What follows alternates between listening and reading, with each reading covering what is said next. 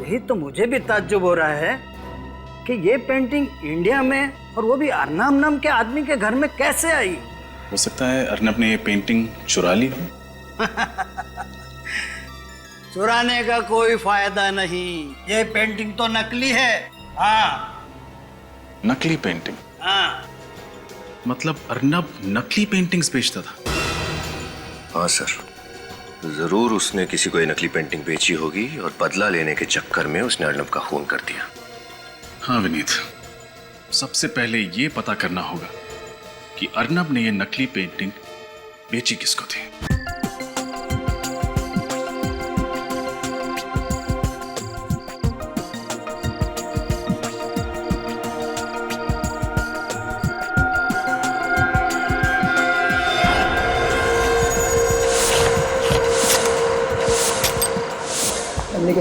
इसमें क्या है? Okay okay. अरे शर्मा जी, ये क्या? मेरे पिताजी कहते थे जिसका ग्लास खाली उसका जग खाली। हेलो सुनो, सर को ड्रिंक सर्व करो। थैंक यू मासी जी, थैंक यू। Enjoy yourself. या और बताओ कैसे चल रहा है? Mansi, happy birthday. Thank you. अच्छा, ये बताओ मानसी, आज तुम कितने साल की होगी? देखो, मेरे पिताजी कहते थे कि औरत से उसकी उम्र और आदमी से उसकी नहीं पूछी जाती। Enjoy yourself. अरे मानसी, अरे मैडम, केक काटना है या नहीं? कमाल के होस्ट हो तुम दोनों पति पत्नी। और ये अर्नब कहाँ है? एक्चुअली बस वो स्टडी रूम में कुछ अर्जेंट काम कर रहे हैं, उसे ख़त्म करते ही वो बस आते ही होंगे। Enjoy yourself.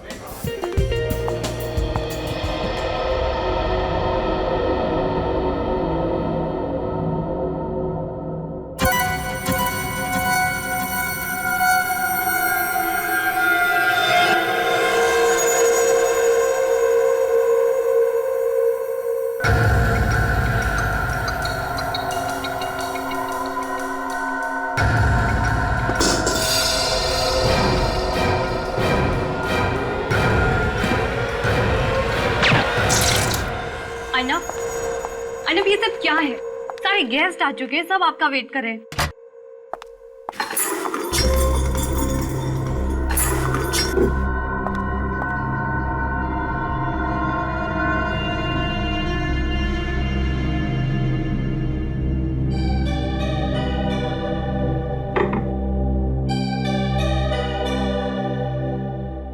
Arnab,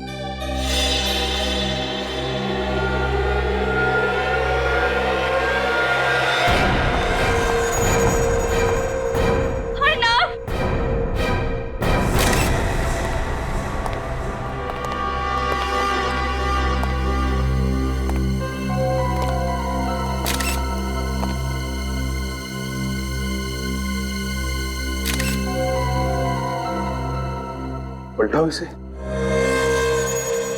my God, अभिषेक बिल्कुल करीब से चेहरे पे गोली चलाई है। इसका चेहरा तो बिल्कुल बिगड़ गया है। सर, किसी ने भी गोली चलने की आवाज नहीं सुनी, साइलेंसर लगा के फायर किया गया है।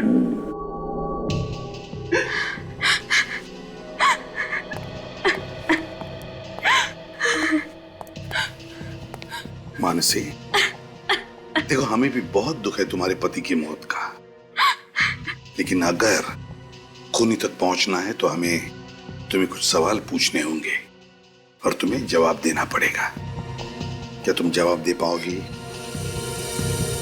जी सर। अच्छा मानसी, बताओ कौन कर सकता है ये? किसी पर शक है तुम्हें? नहीं सर, यहाँ तो सब अपने।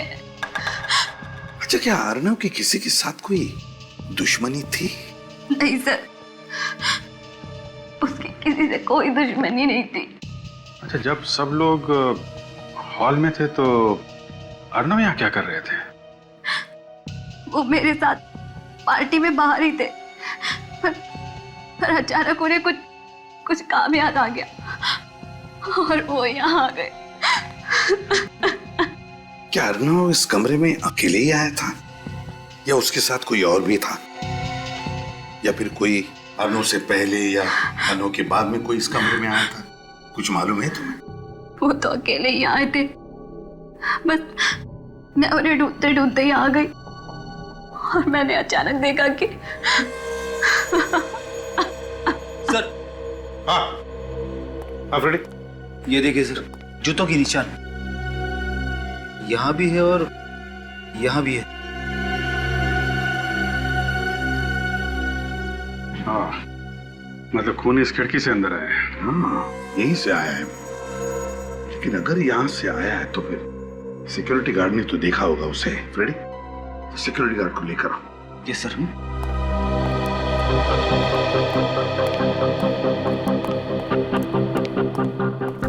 वॉचमैन,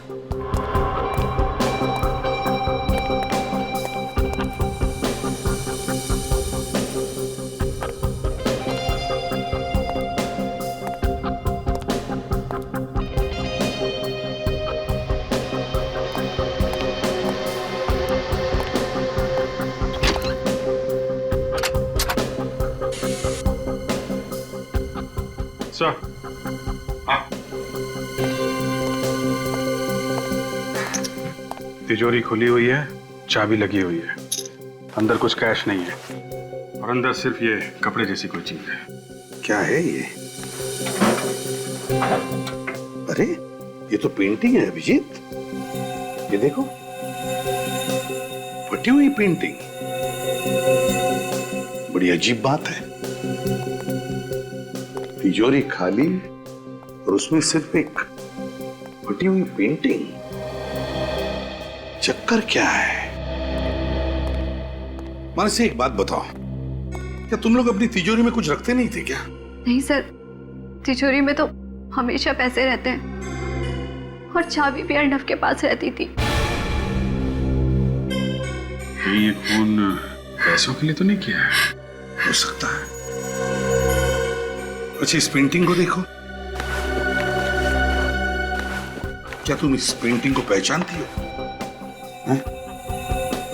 नहीं सर, पर इस तरह की पेंटिंग खरीदना और बेचना अर्नव का बिजनेस था।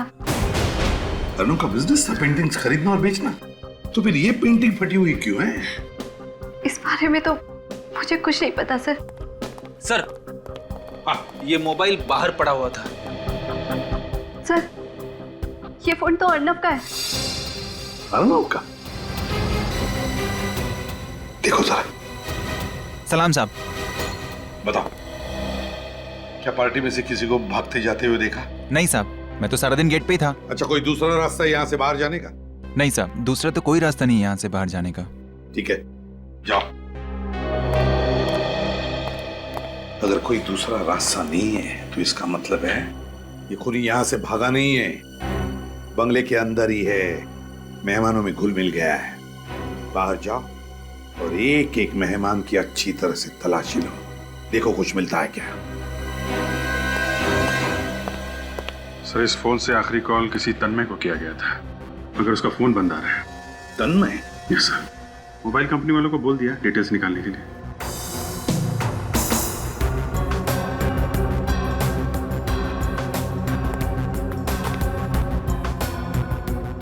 मन से एक बात बताओ, क्या तुम किसी तन्मय को जानती हो? नहीं सर, ये नाम तो मैंने पहली बार सुना है। अच्छा, क्या पार्टी में से कोई बीच में बाहर गया था या कोई बाहर जाके वापस आया? कुछ मालूम है तुम्हें? सर, बाकी सब तो यही थे, पर प्रमोद। प्रमोद? सर, प्रमोद पार्टी के बीच से गायब हुआ था सर। सर, किसी के पास कुछ भी नहीं मिला सर। किसी के पास कुछ भी नहीं मिला? ठीक है, काम करो फ्रेडी, जूते के निशान उठाओ। तुम में से प्रमोद कौन है? Yes sir. तुम प्रमोद हो? सर। पार्टी छोड़कर बाहर गए थे कहीं? हाँ। कहाँ गए थे? सर, पार्टी के दौरान तो मैं यहीं था, बस थोड़ी देर के लिए वॉशरूम गया था सर। वॉशरूम? 2 दिन पहले अर्नव के साथ झगड़ा हुआ था तुम्हारा? वो झगड़ा नहीं था सर, किसी इन्वेस्टमेंट को लेकर थोड़ी सी बहस हुई थी। इतना सीरियस भी नहीं था सर। सर ये कैटरिंग वाले, इन्होंने किसी आदमी को भागते हुए देखा। अच्छा, कौन था वो आदमी? दिखने में कैसा था?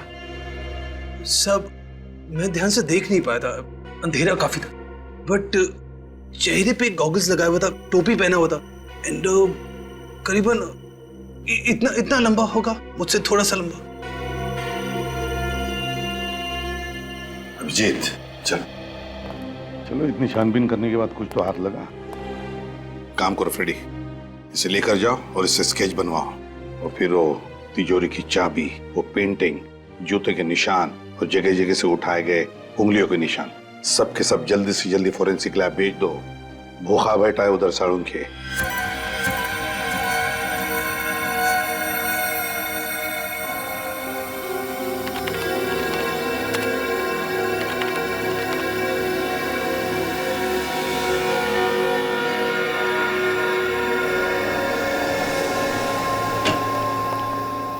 सबको एक दिन मिट्टी में मिलकर के ऊपर ही जाना है सालू के, इसलिए मिट्टी चेक कर। ऊपर पापी लोगों को जगह नहीं है साड़ून के, तू यहीं पे बता दे। अबे चिढ़ता क्यों है? तू पापी नहीं है। आजा जल्दी से बता दे क्या मिला है तुझे। अर्नब के कमरे में पाए गए फुटप्रिंट में से जो आप मिट्टी उठा करके लाए हैं, उस मिट्टी में से मुझे 4 चीजें मिली हैं। 4 चीजें? कौन सी? घास फूस, डाबर, ईंट का चूरा और चौक। और इस मिट्टी का केमिकल एनालिसिस तारिका कर रही है। अगर कोई केमिकल होगा तो पता चल जाएगा। डाबर, घास फूस, ईंट का चूरा और चौक। अगर चौक है तो मैं बता सकता हूँ कि खूनी कहाँ से आया होगा। कहाँ से? स्कूल से आया होगा। मेरे टीचर चौक का इस्तेमाल ब्लैक बोर्ड पे लिखने के लिए करते थे सर। रेडी, अरे अभी तो स्कूल से बाहर निकलो, दिमाग खराब कर देते हो। डाबर, घास फूस, ईंट का चूरा और चौक, ये चारों चीजें एक साथ कहां पर मिल सकती है? सर बारिश की वजह से इन दिनों घास फूस तो हर जगह उगी हुई है। हाँ विनीत, मगर सिर्फ घास फूस ही नहीं ना, डाबर, ईंट का चूरा और चौक और घास फूस, यार ये चारों चीजें एक साथ किसी कंस्ट्रक्शन साइट पर मिल सकती है या फिर किसी फैक्ट्री में। और फैक्ट्री भी ऐसी जो बंद पड़ी है। हाँ, बंद फैक्ट्री। सर विसोला इलाके में काफी सारी बंद फैक्ट्रीज हैं। विसोला तो बहुत बड़ा इलाका है सर, तो वहां पे बहुत सारी फैक्ट्रीज है, तो हमें पता कैसे चलेगा कि कौन सी फैक्ट्री में जाना है? वो फैक्ट्री जिसमें ग्लिसरॉल का इस्तेमाल किया जाता है। ग्लिसरॉल? हाँ, इस मिट्टी में मुझे ग्लिसरॉल के मॉलिक्यूल्स भी मिले हैं। ग्लिसरॉल के मॉलिक्यूल? सर का ग्लिसरॉल तो प्रिजर्वेटिव है, खाने पीने की चीजों में इस्तेमाल किया जाता है, जैसे कि वेफर चिप्स है, चॉकलेट्स है।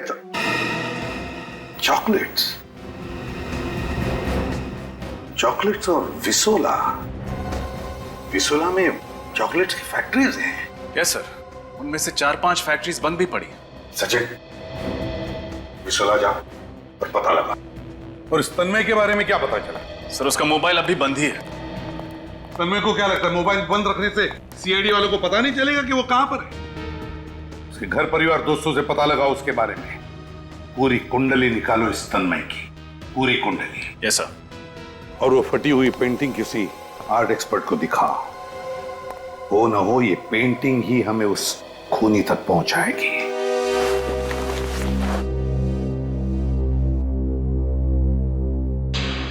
अरे ये तो बड़ी मशहूर पेंटिंग है, रवि ने बनाई थी। नाम सुना है रवि का? सॉरी नहीं।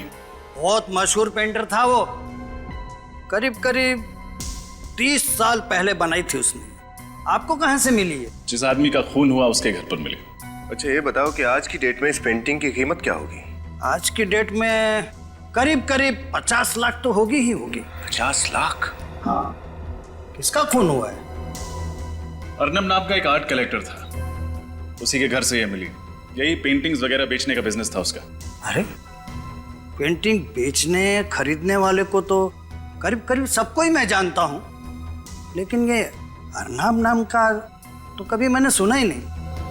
अच्छा एक बात बताओ, जब इस तरह की इतनी महंगी पेंटिंग बेची या खरीदी जाती है तो सबको पता चल जाता होगा? हाँ ऑफ कोर्स। तो आप बता सकते हैं कि आखिरी बार ये पेंटिंग किसने खरीदी थी? ये पेंटिंग मेरा ख्याल है कोई नरेंद्र नाम के आदमी को बेची थी। बहुत पैसे वाला है, लंदन में रहता है। तो फिर ये पेंटिंग यहाँ इंडिया में कैसे आई? यही तो मुझे भी ताज्जुब हो रहा है कि ये पेंटिंग इंडिया में, और वो भी अर्नब नाम के आदमी के घर में कैसे आई। हो सकता है अर्नब ने ये पेंटिंग चुरा ली हो।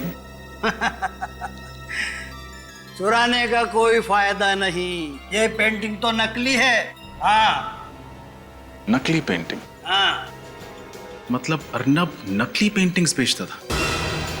हाँ सर, जरूर उसने किसी को ये नकली पेंटिंग बेची होगी और बदला लेने के चक्कर में उसने अर्नब का खून कर दिया। हाँ विनीत, सबसे पहले ये पता करना होगा कि अर्नब ने ये नकली पेंटिंग बेची किसको थी। सचिन, पिछले चॉकलेट फैक्ट्री का मालिक क्या नाम है उसका? Mister Raghav sir. सर ये राघव के बारे में हमने सब कुछ पता कर लिया, सारी जानकारी मिल गई है सर। ये राघव का कोई भी कनेक्शन नहीं है अर्नब से। इस एरिया में आखिरी चॉकलेट की फैक्ट्री है, देखिए यहाँ क्या पता चलता है। अरे हम लोग सीआईडी से। अजय इस फैक्ट्री का मालिक कौन है? साहब ये फैक्ट्री अब कहाँ रही? ये तो बंद हो गई है। फिर भी कोई तो मालिक होगा ना इस जगह का। हाँ साहब, वो गगन जी हैं। उस दिन पार्टी में गगन नाम का कोई भी मेहमान नहीं था। इस गगन के साथ कोई और पार्टनर है यहाँ? हाँ साहब है ना, वो प्रमोद सेठ हैं और कभी कभार आते भी हैं। ये प्रमोद था सर। अच्छा? हाँ सर, जब अर्नब की मौत हुई तब प्रमोद हॉल में नहीं था, गायब था।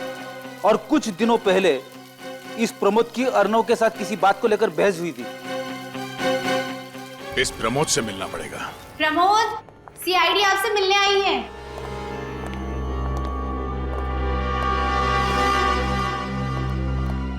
हमें आपसे कुछ पूछना है। देखिए, मुझे जो बताना था मैंने बता दिया है। आप लोग बार बार मुझे परेशान क्यों कर रहे हैं? सीआईडी किसी को परेशान नहीं करती, परेशानी का हल निकालती है। जो कुछ आपसे पूछा जाए चुपचाप सीधे सीधे उसके जवाब दीजिए मिस्टर प्रमोद, समझे? पूछिए। रेडी? घर की तलाशी लो। ओके। 1 मिनट, मैंने आपसे कहा हमारे काम में दखल अंदाजी मत कीजिए, वरना आप वाकई परेशानी में पड़ सकते हैं।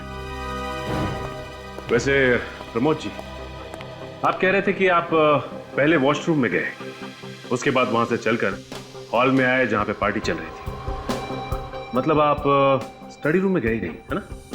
नहीं। पक्का? पक्का। तो फिर आपके फुटप्रिंट्स स्टडी रूम में कैसे पाए गए? फुटप्रिंट्स? हाँ फुटप्रिंट्स, पैरों के निशान स्टडी रूम में कैसे? सर, कमरे में से ये गन और ब्रीफकेस मिली है, और ब्रीफकेस में से पैसे। क्या कहना मिस्टर प्रमोद, क्या है ये सब? सर मैं मानता हूं कि मैंने झूठ बोला। मैं वॉशरूम का बहाना करके अर्नब के स्टडी रूम तक गया था सर। मतलब आपको पहले से ही पता था कि अर्नब स्टडी रूम में? नहीं सर, मैं जब हॉल की तरफ जा रहा था तो खिड़की में मैंने अर्नब को देखा। और उसी खिड़की से तुम अंदर घुसे, उसे गोली मार दी और फिर चुपचाप वहां से बाहर निकल गए, क्यों? नहीं सर, मैंने अर्नब को नहीं मारा सर। तो फिर क्या करने गए थे उसके कमरे में तुम? हाँ? मैं तो ये पूछने गया था सर कि मुझे उसने नकली पेंटिंग क्यों बेची। तो उसने क्या कहा? जवाब ही नहीं था सर उसके पास, फ्रॉड कहीं का। उसके बाद मैंने उससे अपने पैसे मांग लिए सर। और उसने पैसे देने से इनकार कर दिया, है ना? हाँ सर, मैंने उससे धमकाया, पुलिस में जाने की बात की, कोर्ट में केस करने की बात कही, तब जाकर सर वो ढीला पड़ा। फिर उसने मुझे पैसे दिए और मैंने पेंटिंग वहीं फाड़ कर फेंक दिया सर, ताकि वो किसी और को धोखा ना दे सके। और फिर उसी खिड़की से तुम बाहर आए, बैग को जाके गाड़ी में रखा और पार्टी में आके शामिल हो गए। हाँ सर, मैंने अर्नब को नहीं मारा सर। मुझे मेरे पैसे मिल गए, मैं अर्नब को क्यों मारूंगा सर? इस अर्नब ने किसी और के साथ भी ऐसा ही फ्रॉड किया था? हाँ सर, फ्रॉड किया होगा, वो तो फ्रॉड ही था। और हाँ, जब मैं अर्नब के स्टडी रूम में घुस रहा था तो मैंने उसको फोन पर किसी से बात करते हुए सुना। तुम जानती नहीं हो मैं कौन हूं। मैं चाहूं तो तुम्हें किसी भी वक्त बर्बाद कर सकता हूं। इसलिए भलाई इसी में है कि तुम मुझे ब्लैकमेल करना बंद कर दो, समझी तुम? तुम्हारी कही हुई बात सच निकली तो तुम बच भी सकते हो, अगर झूठ है तो तुम्हें सीआईडी से कोई नहीं बचा सकता। सचिन, रिवॉल्वर को बैलिस्टिक में भेज दो। सर। अविन, क्या रिपोर्ट है बैलिस्टिक का? सर, अर्नब को जो गोली लगी है वो प्रमोद की गन से नहीं चली। अच्छा सर, हो सकता है खूनी कोई और हो जो प्रमोद के कमरे से बाहर जाने के बाद कमरे के अंदर गया, उसने अर्नब को मारा और फिर पार्टी में शामिल हो गया। पार्टी में जो गेस्ट आए थे उनकी सारी डिटेल्स तो मंगवाए हैं ना? Yes sir. सर, किसी पर शक की कोई गुंजाइश नहीं है सिवाय तन्मय के। तन्मय खटक रहा है मुझे। इस तन्मय के मोबाइल फोन से उसके घर का पता चला? हाँ सर, मोबाइल कंपनी ने जो एड्रेस दिया था हम वहाँ गए भी थे, लेकिन वहाँ तन्मय नाम का कोई आदमी नहीं रहता। गलत एड्रेस, चालाकी कर रहा है। वो केटरिंग वाला लड़का भी कह रहा था ना कि उसने किसी को वहां से भागते हुए देखा। सर कहीं ये आदमी तन्मय तो नहीं? ये तन्मय ही है, तन्मय ही है। वो ऐसे होगा कि जिस तरह से अर्नब ने प्रमोद को नकली पेंटिंग बेचकर फंसा दिया, उसी तरह से उसने तन्मय को भी नकली पेंटिंग बेचा। लेकिन जब प्रमोद को पता चला तो प्रमोद ने अपने पैसे उससे वापस लिए। लेकिन जब तन्मय अर्नब से पैसे वापस लेने गया तब अर्नब के पास पैसे ही नहीं थे। बस गुस्से में आकर तन्मय ने अर्नब को गोली मार दी। हाँ सर, उसका तो धंधा ही था सबको फंसाने का। और सर ये प्रमोद कह रहा था कि जब वो अर्नव के कमरे में घुस रहा था तो उसने अर्नव को किसी से फोन पे झगड़ते हुए सुना। झगड़ते हुए? किसके साथ? सर वो एक लड़की है, उसका नाम शीला है, उसका एड्रेस है हमारे पास। शीला? अच्छा, तो शीला से जाकर मिलो और उससे अच्छी तरह से पूछताछ करो, अच्छी तरह से। ये शीला ही हमें बताएगी कि ये तन्मय है कौन। शीला? शीला? शीला? शीला? सर,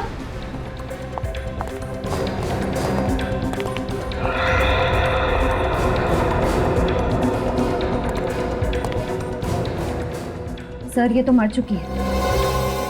सर ये देखिए, गोली लगी है। सर एक बात समझ में नहीं आ रही है, ये शीला अर्नव को ब्लैकमेल कर रही थी। अब ना अर्नव रहा ना शीला, दोनों ही मर चुके हैं। इसका मतलब कोई तो है जो अर्नब और शीला दोनों को अपने रास्ते से हटाना चाहता था। और वो जो कोई भी है रजत, शीला उसे अच्छी तरीके से जानती थी। ये देखा, दोनों कप में चाय है, मतलब वो दोनों यहाँ बैठ के चाय पी रहे थे। तो किसी वजह से शीला किचन की तरफ गई होगी तो उस आदमी ने पीछे से गोली मार दी। चेक करो घर को अच्छी तरीके से। सर कमरे में से ये मोबाइल मिला है। अच्छा, कॉल लिस्ट चेक करो। सर काम नहीं कर रहा, डेड है। सर ये डिवोर्स पेपर्स देखिए, शीला किसी गौरव की पत्नी थी। इन पेपर्स पे कोर्ट की मोहर नहीं लगी है, मतलब डिवोर्स प्रोसीडिंग अभी चल रही है, डिवोर्स फाइनल नहीं हुआ है। गौरव, कहीं शीला की मौत में इस गौरव का तो हाथ नहीं? मिस्टर गौरव, हम लोग सीआईडी से हैं। सीआईडी? जी कहिए। कहेंगे आप, पूछेंगे हम। सचिन रेडी, घर की तलाशी लो। बट मैंने किया क्या है? अपनी पत्नी का खून। क्या?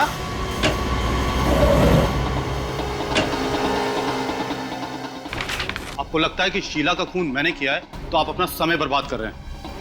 हमारा समय बर्बाद होने की चिंता आप मत कीजिए, आपकी जिंदगी बर्बाद ना हो जाए आप उसकी चिंता कीजिए। हमारे बीच झगड़े होते रहते थे और छोटे बड़े झगड़े तो हमेशा मियां बीवी के बीच चलते रहते हैं।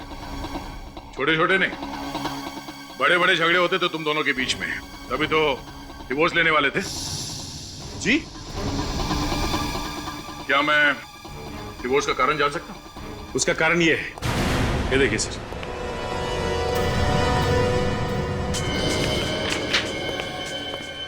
Dear Sheela, from Sumit, love letters, love cards, ये सब क्या है गौरव जी? शीला का किसी और से अफेयर था, वो किसी और से प्यार करती थी। और हर पति को जिस तरह नाराजगी होती है, तुम्हें भी हुई, बल्कि तुम्हें नाराजगी नहीं हुई, तुम इस बात को बर्दाश्त नहीं कर पाए और तुमने शीला का खून कर दिया। ये बात सच नहीं। शुरू में मुझे नाराजगी हुई थी, फिर मैंने सोचा कि जब हमारी बनती नहीं तो साथ रहकर क्या फायदा। तो फिर ये कार्ड्स और लेटर्स कहां से आए? ये उस वक्त के हैं जब शीला का न्यू अफेयर हुआ था, तब वो यहीं रहती थी। कल रात कहाँ थे? कोलकाता। अभी 2 घंटे पहले की फ्लाइट से वापस आया हूँ। अगर आप चाहें तो मेरा बोर्डिंग पास और टिकट चेक कर सकते हैं। हम बाद में देख लेंगे। पहले ये बताइए कि क्या आप जानते थे कि आपकी पत्नी शीला अर्नब को जानती थी? अर्नब? ये नाम तो मैंने पहले कभी नहीं सुना।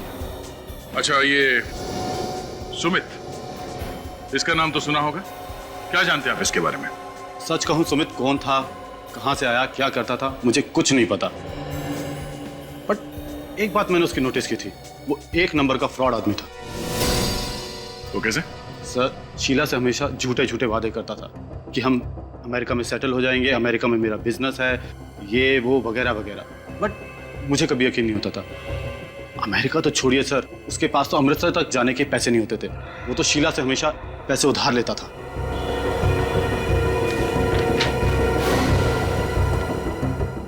सुमित सच बोल रहा है या फिर ये गौरव? ये तो सुमित से पूछताछ करने के बाद ही पता चलेगा।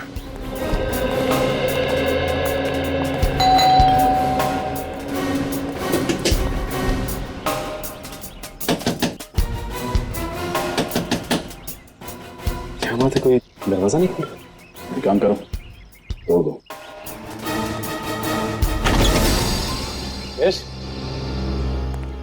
मुझे सुमित, हम सीआईडी से, तुमसे कुछ पूछताछ करनी है। मैं सुमित नहीं हूँ, मैं संजय हूँ, सुमित का रूममेट। सुमित से मिल सकते हैं?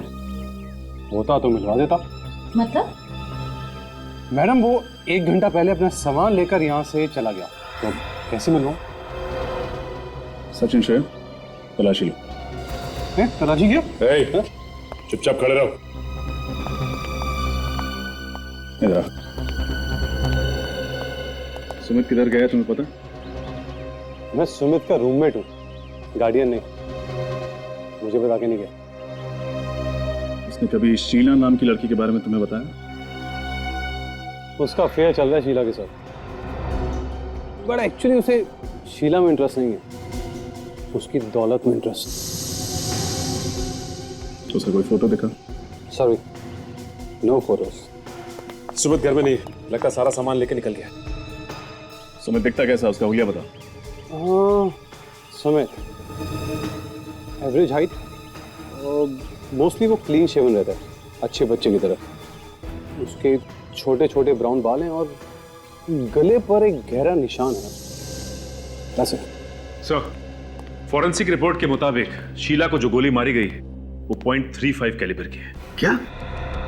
शीला को .35 कैलिबर की गोली मारी गई?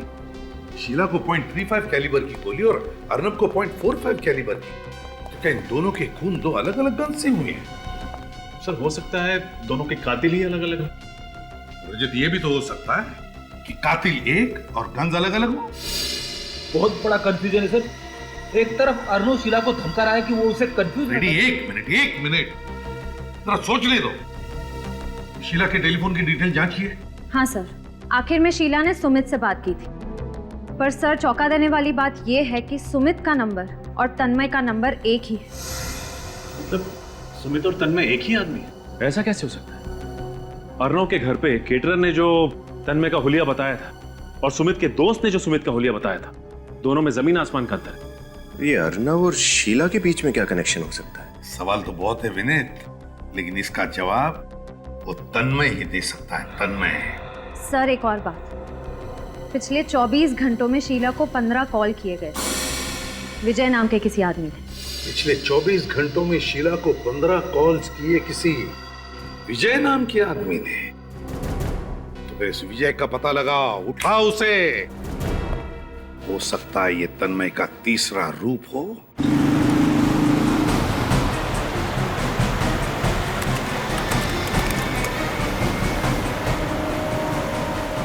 सर, ये विजय तो हाईवे की तरफ भाग रहा है। लगता है इस शहर से भागने की तैयारी में है। तो हम भी उधर ही चलते हैं। एक बार वो शहर से बाहर भाग गया तो उसे पकड़ पाना मुश्किल होगा। सर, मुझे लगता है कि ये विजय और तन्मय एक ही आदमी है और दूसरे फोन से ऑपरेट कर रहा है। एसीपी साहब भी यही कह रहे थे। ये आदमी भेस बदलने में माहिर है, अपना मर्डर वेपन, अपनी गन भी बदलते रहता है, तो एक फोन नंबर बदलना उसके लिए कौन सा मुश्किल है? सर, ये विजय रुक गया। कहाँ पे? यहाँ से करीब 1 किलोमीटर दूर। अभी देखता हूँ उसे।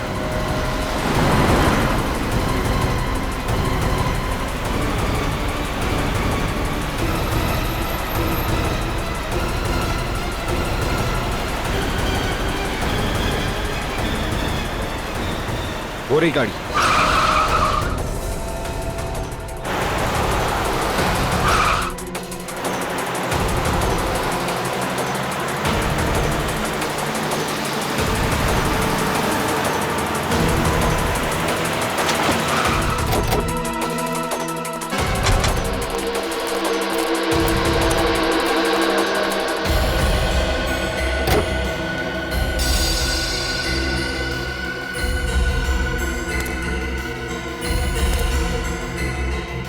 चाबी अंदर ही लटकी हुई। कोई आदमी नहीं।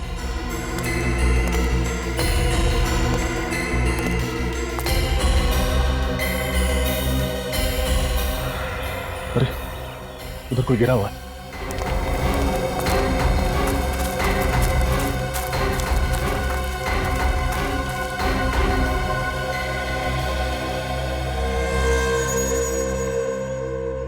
गोली लगी है सर। तो अभी अभी किसी ने गोली मारी।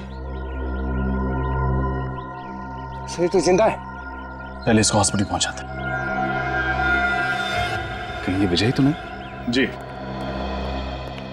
अच्छा जी, थैंक यू सर। विजय की हालत बहुत खराब है, उसके बचने की उम्मीद कम है। भगवान करे बेचारा बच जाए। अच्छा, फोरेंसिक रिपोर्ट आ गया? आ गई, फॉरेंसिक रिपोर्ट आ गई। बॉस, ये है वो गोली जिससे विजय को मारा गया। .22 कैलिबर की। पहले .45, उसके बाद में .35 और अब .22 कैलिबर की गोली। मतलब इस आदमी के पास हर तरह के गन्स हैं। और वो अलग अलग मेकअप करके भी घूमता है सर। हर आदमी ऐसा मेकअप नहीं कर सकता जब तक उसे मेकअप के बारे में जानकारी ना हो। सर, हो सकता है कोई आर्टिस्ट हो, स्टेज पे काम करता हो, या फिर कोई मेकअप आर्टिस्ट। बॉस, मुझे एक बात और पता चली। तो इतनी देर से चुप क्यों बैठा सालू के? अरे यार, थोड़ा नम्रता से काम लेना चाहिए अगर कोई मदद करे तो। हमेशा घोड़े पर सवार रहना ठीक नहीं है। अच्छा तू बता, जल्दी बता चल। विजय के कपड़ों पर से मुझे एक बाल मिला है जो विजय का नहीं। खूनी का होगा। डीएनए किया बाल का? नहीं यार, तो फिर फटाफट कर सालू के, हमारे पास वक्त नहीं है और हमारे रिकॉर्ड में भी मैच करके देखो। Okay okay. रजत, ये विजय और शीला, मुझे लगता है इन दोनों के बीच में कोई ना कोई कनेक्शन है, कोई ना कोई कनेक्शन है। इनके फोन रिकॉर्ड चेक किए? Yes sir. हाँ, लेकिन विजय और शीला के बीच में दूर दूर तक कोई कनेक्शन नहीं। सर।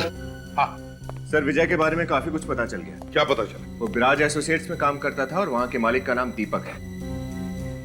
ब्राज एसोसिएट्स, मालिक का नाम दीपक। व्हाट? गोली मार दी? वो मर गया? मरा नहीं है, जिंदा है, हॉस्पिटल में है। मुझे मालूम है ये सब कौन कर सकता है। कौन? तन्मय। तन्मय? ये तन्मय आपके यहाँ काम करता है ना? हमारे यहाँ कहां से, भाग गया यहाँ से। मेरा पार्टनर हुआ करता था, मुझसे चीटिंग करके मेरे ही पैसे खा गया। तन्मय ने पैसे आपके खाए, ये विजय कहां से बीच में आ गया? उसकी क्या दुश्मनी थी तन्मय से? सर, मैंने ही विजय को तन्मय के पीछे लगाया था, पैसों की वसूली करने के लिए। अच्छा ये बताइए, विजय शीला को कैसे जानता था? सर, इसी बीच उसने अपना नाम बदलकर तन्मय से सुमित कर लिया और विजय को पता चल गया कि शीला से उसका अफेयर चल रहा है। बस तब से उसे जानता होगा। सर सच सच बताइए दीपक जी, बात क्या है? सर, विजय ने शीला को फोन करके बताया कि ये सुमित नहीं, असल में तन्मय है। तन्मय दिखता कैसा है? मैं आपको उसका फोटो दिखाता हूँ सर। ये रहा सर। ये तन्मय है। एसीपी सर को फौरन इन्फॉर्म करना पड़ेगा।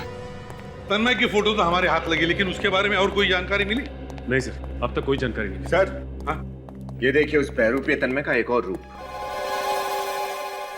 सर, ये तो सुमित के रूममेट संजय की तरह दिख रहा है। एक मिनट। ये कोई सुमित का रूममेट संजय नहीं, ये तन्मय है, तन्मय। नहीं, काम करो, इसका स्किन कलर थोड़ा डार्क करो।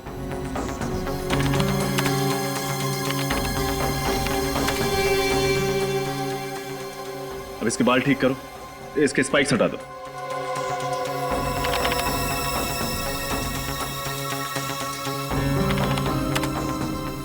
हाँ, इसकी आईब्रोज थोड़ी मोटी। अब इसको एक मूंछ दे दो। ये देखिए सर, अब ये हूबहू अर्नब की पार्टी की केटरिंग वाला लग रहा।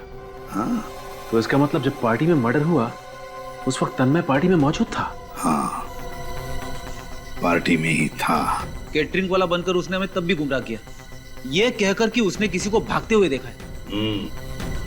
सर, शीला को मारने की तन्मय के पास ठोस वजह थी, लेकिन उसने अर्नब को क्यों मारा ये समझ में नहीं आ रहा। क्या वजह हो सकती है? विनीत, जरा अर्नब की फोटो निकालो, दिखाओ जरा। अब तन्मय की फोटो उसके बाजू में ही लगाओ। अब सब लोग ध्यान से देखो इन दोनों फोटो को, देखो क्या दिखता है। ये क्या सर, तन्मय अर्नव की तरह दिख रहा है? Exactly, फ्रेडी, दिख नहीं रहा है, बल्कि एक ही है वो, एक ही अर्नव। मतलब अर्नव ने खुद को ही मार दिया? नहीं फ्रेडी, अर्नव ने खुद को नहीं मारा। जरा सोचो, विजय के कपड़ों पर से जो बाल मिला उसकी डीएनए रिपोर्ट और अर्नब की डीएनए रिपोर्ट काफी मिलती जुलती है। इसका एक ही मतलब है कि विजय का खून अर्नब के किसी रिश्तेदार में से ही किसी ने किया है। तो जब एक काम करो, इस ब्रज एसोसिएट्स के मालिक दीपक को फोन करो और उससे पूछो कि क्या तन्मय के किसी रिश्तेदार को जानता है क्या उसके बारे में कुछ जानता है क्या?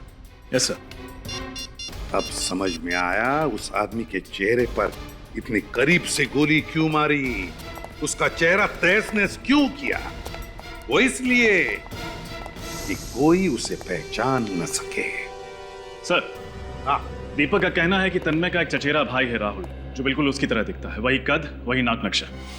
ओह, अब आया सारा खेल समझ में। राहुल तन्मय की तरह दिखता है, तो तन्मय ने राहुल को अर्नब बना दिया और उसे मार डाला ताकि लोगों को लगे कि अर्नब मर गया है, और अब खुद तन्मय राहुल बनकर आजाद घूम रहा है। अच्छा, ये दीपक राहुल का पता जानता है? यस सर, वो राहुल का पता जानता है, क्योंकि 1 साल पहले राहुल उसी की ऑफिस में नौकरी करता था। बस फिर देर किस बात की, उठाओ इस अर्नब उर्फ तन्मय को और पहना दो हथकड़ियां।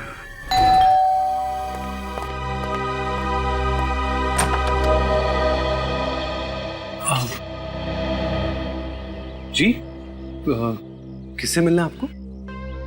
हम लोग सीआईडी से हैं। आप मिस्टर तन्मय? जी नहीं, मैं तो राहुल हूँ। अच्छा, एक्चुअली हमें तन्मय से मिलना है, जरा बुलाइए उसे। तन्मय यहाँ नहीं है, मैं अकेला रहता हूँ यहाँ पर। देखिए, हमें पक्की इंफॉर्मेशन मिली है, इस वक्त तन्मय यहीं पे है। आपको मेरी बात पे यकीन नहीं है ना? आप घर की तलाशी ले सकते हैं। अच्छा, कह रहे हैं तो तलाशी ले लो। इंफॉर्मेशन तो यही है हमारे पास। लेकिन तन्मय ने किया क्या? दरअसल उसने 2 लोगों का खून और एक आदमी पर जानलेवा हमला किया। अरे अरे, घर का चप्पा चप्पा छान मारा, लेकिन तन्मय नहीं मिला। नहीं सर, कहीं नहीं मिला। माफ कीजिएगा, शायद इंफॉर्मेशन गलत थी, आपको परेशान किया, फिर इस ओके, चलो भाई।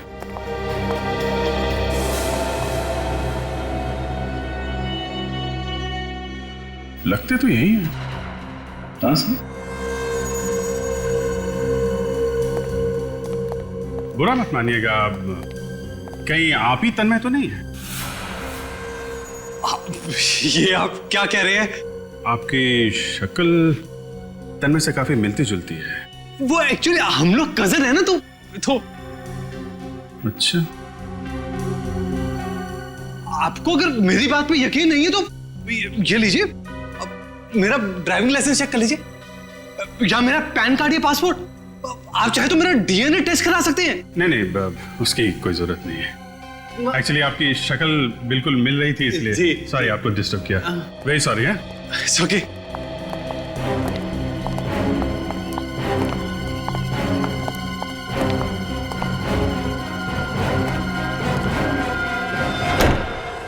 हमें पक्की खबर मिली है कि तन्मय यहीं पर ही है।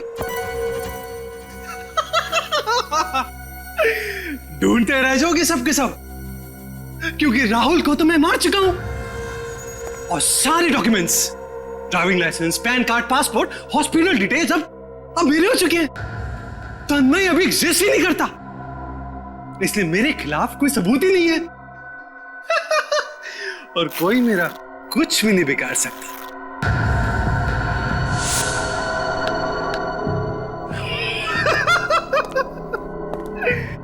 रूप बदलने में मैं माहिर हूं और सीआईडी को पता नहीं चलेगा कि मैं कौन से रूप में कब था। मैं हूं कॉन मैन और सीआईडी यही सोचती रह जाएगी कि वो कौन सा मैन था। मिस्टर कॉन मैन, वो मैन कौन था हमने पता लगा लिया है। तन्मय जी उर्फ अर्नव उर्फ राहुल उर्फ संजय उर्फ सुमित उर्फ कैटरिंग वाले।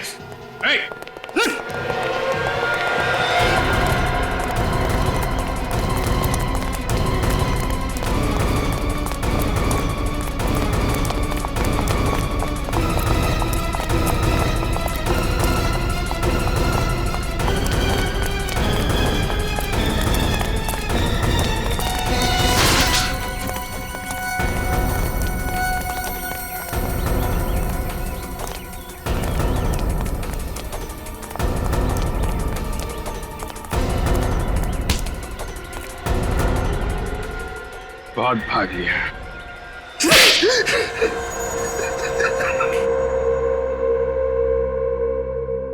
तन्मय से अर्नब क्यों बने तुम? दौलत के लिए, मेरे मानसी की करोड़ों की दौलत के लिए अर्नब बनकर उससे शादी की। और सुमित क्यों बने तुम? मैं सुमित बनकर शीला की जिंदगी में आया, उसे प्यार का झूठा नाटक किया, क्योंकि मैं जानता था कि उससे डिवोर्स के बाद अपने पति से ढेर सारी दौलत मिलने वाली है। लेकिन जब तुम्हारे एक्स बिजनेस पार्टनर मिस्टर दीपक ने तुम्हारी पोल खोलने के लिए विजय को तुम्हारे पीछे लगाया, तब तुम्हें खतरा महसूस हुआ। हाँ, विजय को पता लग गया था कि मैं ही अर्नब हूं। उसने शीला को फोन करके मेरी धूरी जिंदगी के बारे में बताया। अर्नब का मरना अभी जरूरी था और मैंने खुद अपनी ही मौत का प्लान बनाया। और उसके लिए तुमने अपने भाई राहुल को बलि का बकरा बनाया, जो हूबहू तुम्हारी तरह दिखता था। उसकी लाश को अर्नव बना के वहां रख दिया। हाँ, मेरे पास कोई और चारा नहीं था। और बड़ी ही चालाकी से केटरिंग वाले बनकर उस पार्टी से भाग गए। और सुमित का रूममेट संजय बनकर तुमने हमें फिर से झांसा दिया। हाँ, मुजरिम चाहे कितने ही भेष बदल ले, कानून उसके चेहरे से नकाब उतार ही लेता है। दौलत के लालच में तुम खून पे खून करते गए, अपने भाई तक को नहीं छोड़ा। तुम्हें तो फांसी ही होगे।